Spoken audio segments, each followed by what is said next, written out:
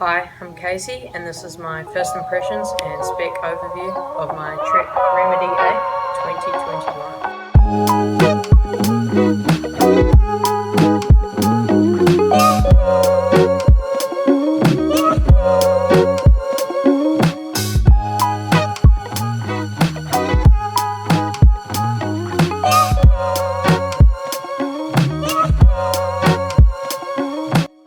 If you didn't already know, the Trek Remedy is Trek's 27.5 Enduro / trail bike. It has 150mm of travel in the rear and a 164, so it can absorb the heavy hitting but still nice and playful with the 27.5 wheels.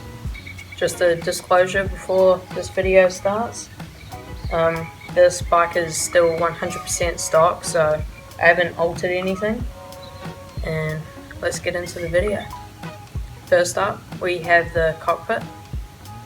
We have a Bontrager Line 35 bars. They come stock with 820mm width. It's pretty wide. I'm going to get these bars cut down to 800 or 780. They don't feel too bad on jumps, but in tech sections, they're just got a couple of tree strikes already, so yeah, gonna cut them down.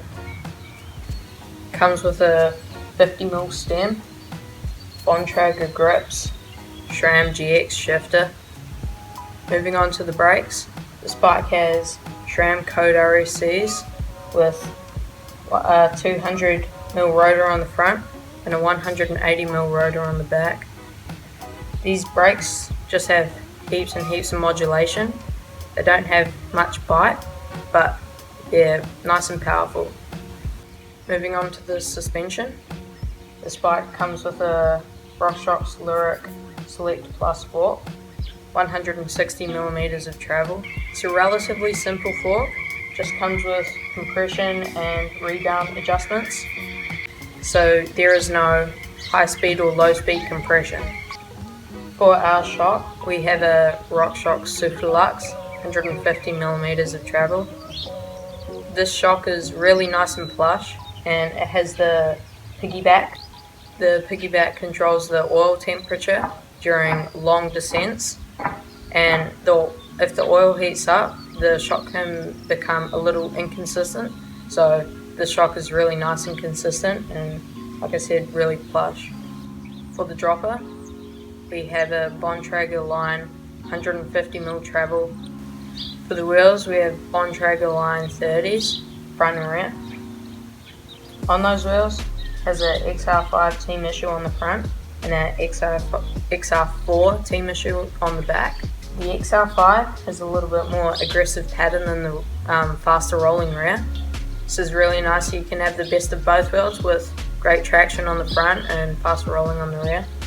The width on these two tyres is 2.6, so it's on the wider end of the scale, but they seem to be fine for the moment.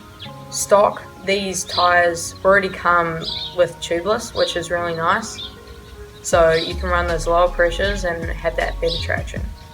And lastly, we have our full GX drivetrain.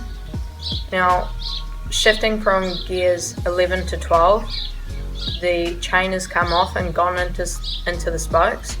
Now, I think this is just down to tuning of the drivetrain, but I don't think it's a fault. It's because it's faulty. Other than that, the shifting on this drivetrain is really crisp and really nice.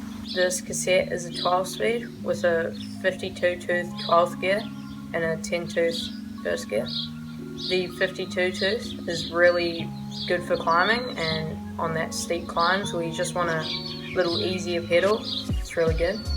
For the front gearing, there is a SRAM X1 Eagle 30-tooth steel ring. Connected to that is 175mm cranks.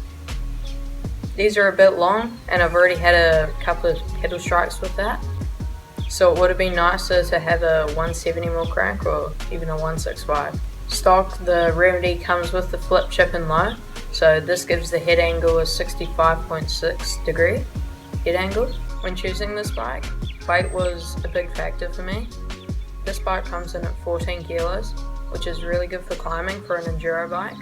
This is a really good weight for this bike considering that it's full aluminium, with aluminium wheels. This bike comes in at 6,000 New Zealand dollars or 4,200 US dollars. This bike is decently spec'd for the price. It's got good suspension, a good drivetrain, and it's just really nice all round. For this bike I went with a medium large. I am 5'4", and the medium large size range is 5'5" to 5'10", but this bike doesn't feel too big at all. I got a medium large because I want to have this bike for a long time and I just want to have some growing room into it. So yeah. For the frame, Trek has its lightweight aluminium. The frame size on this medium large is 18.5, which is just slightly bigger than the medium, which is 17.5. This frame has a bash guard, which is nice for rock strikes and just keeping the frame nice and protected.